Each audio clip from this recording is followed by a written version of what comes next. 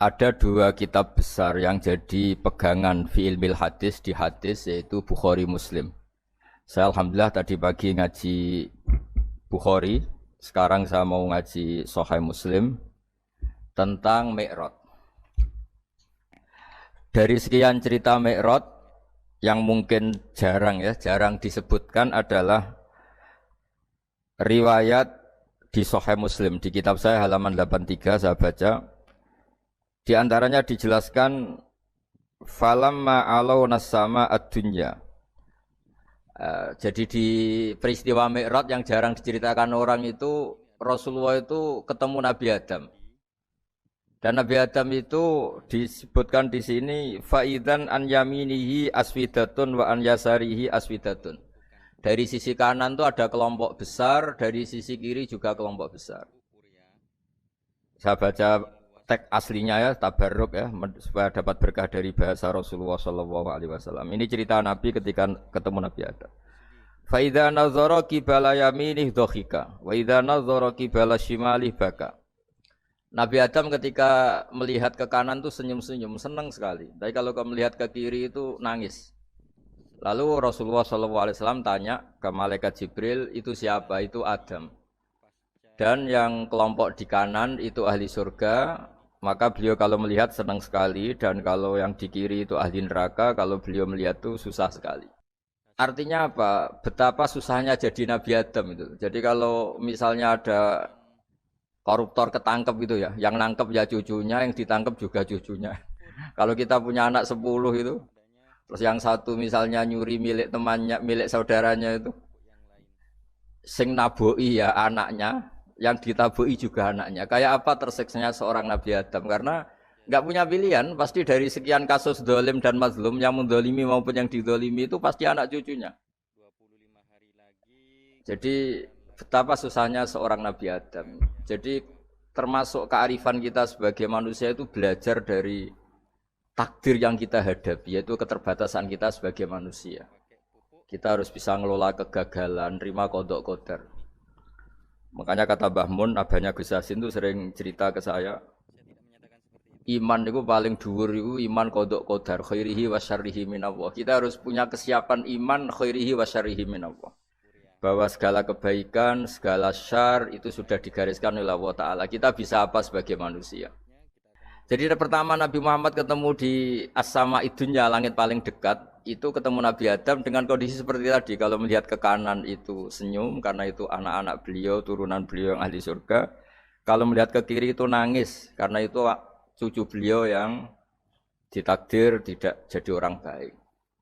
Artinya kalau ada peristiwa sosial apa saja, yang satu zalim, yang satu mazlum, atau yang satu benar, yang satu salah, atau sama-sama benar tapi salah faham, itu semua adalah cucu Nabi Adam alaihis salam, dan itu membuat beliau kadang-kadang dohika, kadang-kadang senyum, kadang-kadang baka, kadang-kadang nangis. Jadi itu yang menjadikan tambahnya arifnya Rasulullah SAW. Saya teruskan. Qultu ya Jibril man hadha qal hadha Adam. Wa hadil aswida an yamini wa an shimali nasamu bani. Fa ahlul yamin ahlul jannah wal aswida allati an shimali ahlun nar. Fa idza nazara qibala yamini dhahika wa idza nazara qibala shimalihi baka. Itu seperti misalnya kita punya anak 5, yang satu sukses jadi profesor doktor atau jadi orang alim, yang satu sekolah aja agak naik, misalnya sudah agak naik, entekno dunya itu nghabiskan harta itu kan. Tapi barokahnya itu mungkin kita mau jadi sombong tidak jadi gitu, karena punya anak yang enggak sukses. Mungkin barokahnya punya anak enggak sukses itu meredam keangkuhan kita, terus kita menjadi orang yang sopan dengan tetangga, dengan orang lain karena dipaksa punya hal-hal yang seperti itu. Jadi semua yang ditakdir Allah kalau kita ridho itu pasti baik. Karena ya kata yang ngarang kitab hikam itu, orang tawaduk itu kalau dinasihati pakai teks saja tidak cukup. Kalau punya utang itu tawaduk sendiri gitu. Guyonannya orang-orang kiai gitu. Ada orang sombong. Supaya ada sombong, kalau dia ketemu orang yang ngutangin itu pasti sopan sendiri. Jadi kalau dinasehati suruh sopan susah. Tapi kalau ketemu orang yang ngutangin atau ketemu orang yang dia butuh, pasti dengan sendirinya sopan sendiri.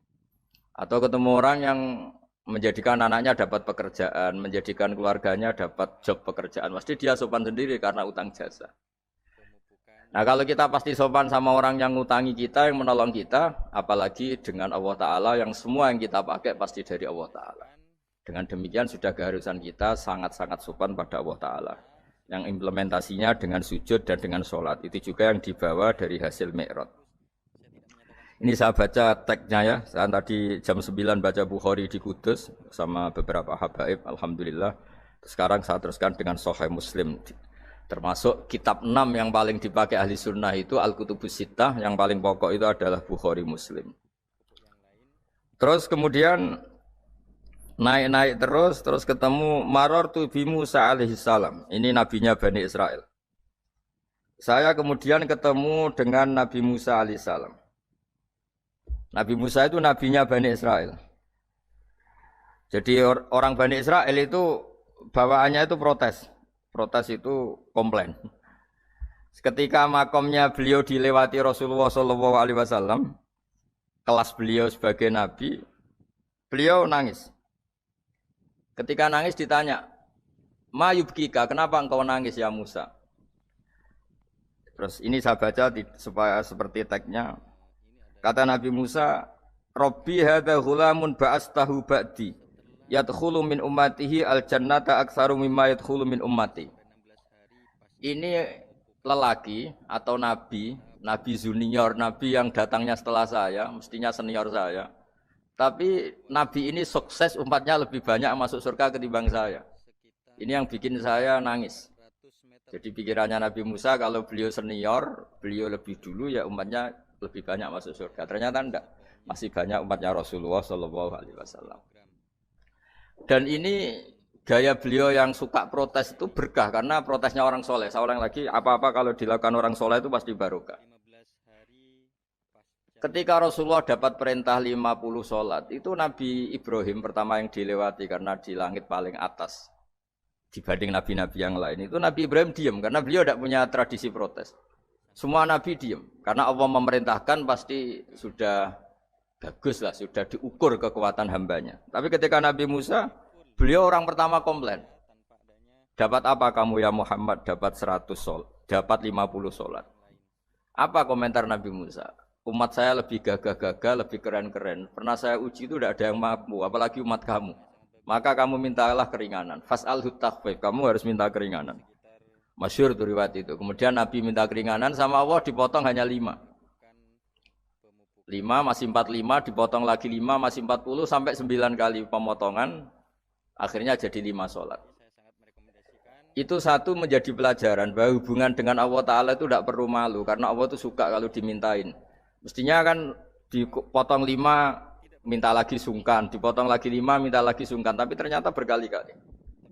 Bahkan ketika sudah 5 itu Nabi Musa masih bilang, ya Muhammad minta lagi keringanan. Jadi kalau itu dikabulkan tuh jadi tidak ada sholat itu kalau 5 masih minta. Nah, sampai Rasulullah itu tanya ke Jibril, ya Jibril bagaimana dengan gaya komplainnya Nabi Musa? Hiddah itu sering komplain.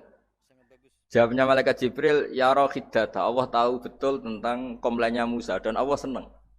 Ya karena bawaan beliau begitu. Ini penting saya utarakan bahwa dalam Islam itu orang yang lemah lembut, yang samahah, Allahun halim, kayak Nabi Ibrahim itu juga Allah suka. Yang suka komplain tapi demi hak, bukan demi konflik. Saya ulang lagi, demi hak, bukan demi konflik, juga Allah suka. Itu kita menjadi dapat sholat yang hanya 5, itu barokahnya komplainnya Nabi Musa. Karena kita yang lemah ini diukur dengan umat beliau yang kuat, ternyata umat beliau tidak kuat. Barokahnya tidak kuat itu dipakai tolak ukur, apalagi umatmu ya Muhammad. Kemudian itu yang menjadikan Nabi sebagai orang yang sangat tawaduk karena yang merintahkan itu senior. Meskipun kita tahu Nabi Muhammad itu Sayyidul Awwalin wal Akhirin, tapi secara lahir, secara jusmani beliau lahir paling belakang dan secara lahir juga beliau Nabi paling terakhir. Jadi secara hukum adab beliau harus sopan. Tentu sopan itu jadi panutan kita. Meskipun kita tahu hakikat beliau adalah Sayyidul Awwalin wal Akhirin. Secara hakikat. Nanti kita bicara lebih jauh tentang jusmani dan ruhani. Nah akhirnya keturutan sampai 5 sholat yang kita lakukan sekarang itu barokahnya komplainnya Nabi Musa. Banyak di cerita-cerita kitab hadis. Ketika Nabi Musa ngaji sama Nabi Khidir, itu komplainnya Nabi Musa menjadi fikih yang luar biasa, kata kitab Ibnu Hajar al-Asqalani, Fathul Bari. Ketika beliau ngaji sama Nabi Khidir, kemudian Nabi Khidir itu dipinjemin perahu sama masyarakat. Sudah dipinjemin karena beliau majanan ya, dikasih gratis. Tapi di tengah-tengah perjalanan perahunya itu dilubangi. Nabi Musa komplain, akhirat tahali tukhriqu ahla, masa kamu lubangin padahal kamu naik, nanti gimana, kamu sudah pinjem, nggak bayar, masih ngerusak lagi, itu apa-apaan. Nabi Khidir ya relax saja, ilmu kamu belum cukup untuk menganalisis ini. Begitu juga ada 3 peristiwa yang Nabi Musa itu selalu komplain. Apa yang dikatakan Ibnu Hajar al-Asqalani itu kitab yang sangat bagus sekali. Justru dengan protes itu Nabi Musa punya kelas di atas Nabi Khidir. Karena orang nggak boleh sukut alal mungkar. Karena secara fikih orang itu tidak boleh mendiamkan sesuatu yang buruk. Kita tahu dalam aturan fikih, di antara kewajiban kita adalah ingkarul mungkar. Mengingkari sesuatu yang memang harus diingkari. Ya meskipun tentu tidak dengan sikap destruktif yang merusak dan apa. Tapi yang nggak baik tentu kita ingkari. Perilaku Nabi Khidir yang melubangi perahu yang tidak miliknya, padahal yang punya perahu sudah menonton, itu perilaku yang enggak baik. Sehingga Nabi Musa protes. Justru protesnya Nabi Musa ini menjadikan beliau selalu di kelas fikih terbaik, yaitu ingkarul mungkar, mengingkari barang yang harus diingkari. Tapi tentu Nabi Khidir juga enggak salah, karena beliau punya perhitungan, di depan nanti itu ada begal-begal, ada kekuatan yang enggak baik, yang selalu akan membegal perahu-perahu yang kondisinya sempurna. Nabi Khidir punya perhitungan, kalau ibarat mobil ini spionnya kok enggak dipecah, enggak diambil, itu termasuk mobil bagus, pasti digarong. Tapi gara-gara spionnya dipecah dulu sama Nabi Khidir, terus depannya dilumuri apa supaya enggak menarik, ini selamat. Jadi perhitungannya Nabi Khidir, wa kana wara'uhum maliku ya'khudhu kulla safinatin ghusba. Di beberapa tafsir diartikan safinah solihah, karena di depannya nanti akan ketemu orang-orang yang dolim yang selalu ngambil perahu-perahu yang bagus. Caranya gimana supaya perahu itu gak diambil? Ya karena mereka hanya ngambil yang bagus, ya dirusak dulu supaya gak bagus. Kalau ya gak bagus nanti lolos dari garong tadi, dari pengambilan secara dolim tadi. Jadi Nabi Khidir gak salah karena ada visi seperti itu. Nabi Musa protes juga agak salah karena memang tugasnya fikih itu ingkarul mungkar, mengingkari barang yang memang enggak benar. Nah, di sini seperti yang dikatakan Gus Yassin, kita harus bisa ngelola perbedaan, ngelola beda sudut pandang dan sebagainya. Sehingga kita selalu dapat nikmat Allah Ta'ala, wa allafa baina qulubihim, nikmat yang kita asik, kita hidup asik, nyaman. Doa-doa bapak-bapak saya, guru-guru kita sering ijazahi setiap ketemu teman atau keluarga disuruh berdoa, Allahumma alif baina qulubina wa aslih dzata bainina. Semoga hubungan kita dengan orang lain itu baik-baik saja dan semua konflik kita dibenahi oleh Allah Subhanahu wa taala. Karena kita tidak pernah tahu ya. Kita miskin kadang dianggap problem karena takut membebani tetangga. Tapi kita kaya juga kadang dianggap problem karena orang lain takut kalah dengan kita. Kita tidak pernah tahu cara pandang orang lain. Jadi kadang-kadang kita menang gitu, sama yang senang dikira kita pemikir serius gitu. Tapi sama yang nggak senang dikira kita merengut. Kita guyon, kata yang senang itu luar biasa. Kita dianggap orang yang ceria. Bagi yang nggak senang dianggap arogan. Jadi kita tidak pernah bisa ngelola pikiran orang lain. Nah, barokahnya rahmat Allah yang tidak terbatas kita seperti ini. Dan itu digambarkan oleh Allah Ta'ala ketika ketemu antar Nabi itu. Cara pandang ya beda-beda. Nabi Ibrahim itu kalau melihat orang yang enggak benar, itu ya ngendikane faman tabi'ani fa innahu minni wa man asani fa innaka ghafurur rahim. Ya Allah, yang ikut saya ya karuan kelompok saya, yang tidak ikut saya semoga engkau banyak mengampuni mereka. Nabi Nuh beda sekali cara pandang. Nabi Isa ubudiyah murni. Ketika melihat orang yang enggak benar, beliau tidak ngambil sikap. Beliau ngendikan intu adzibhum fa innahum ibadu. Kalau engkau siksa nggih monggo Gusti, wong itu hamba-hamba jenengan, itu terserah jenengan. Wa in taghfir lahum, kalau engkau ampuni nggih monggo, jenengan yang punya pertimbangan lebih bijak. Dan itu yang dalam banyak hadis ketika Rasulullah SAW melihat umatnya di akhir zaman yang macam-macam, Nabi ngambil sikap kayak sikapnya Nabi Isa. Sebagian riwayat Nabi mengatakan fa'aqulu kama qalal abdus sholeh. Saya akan ngambil sikap kayak sikapnya al-abdus sholeh. Di hadis itu diredaksikan, yaitu dengan redaksi intu adzibhum fa innahum ibaduk wa in taghfir lahum fa innaka antal azizul hakim. Ya saya teruskan. Kemudian akhirnya Rasulullah Shallallahu Alaihi Wasallam sampai ke Sidratil Muntaha. Wa ra'aitu Ibrahim alaihi salam wa ana asbahu waladih bih. Ketika ketemu Nabi Ibrahim, hubungan Rasulullah itu sangat emosional. Beliau yang pertama diceritakan, saya ketika ketemu Nabi Ibrahim itu senang sekali karena ternyata saya ini cucu beliau, turunan beliau yang paling mirip beliau. Jadi ini unik, dari sekian peristiwa besar, peristiwa langit, kemudian Nabi ada hubungan emosional yang luar biasa ketika ketemu Nabi Ibrahim. Pertama yang dikatakan Nabi, wa ana asbahu waladihi. Saya adalah cucu yang paling mirip beliau. Dan ini kita tahu akhirnya di semua syariat kita istilah resminya itu anit tabi millata Ibrahim Hanifah. Di istilah resmi agama kita millata abikum Ibrahim, agama leluhur kamu Ibrahim. Kita ketika baca sholawat Allahumma sholli ala sayyidina Muhammad, terusannya juga kama shollaita ala sayyidina Ibrahim wa ala ali Ibrahim.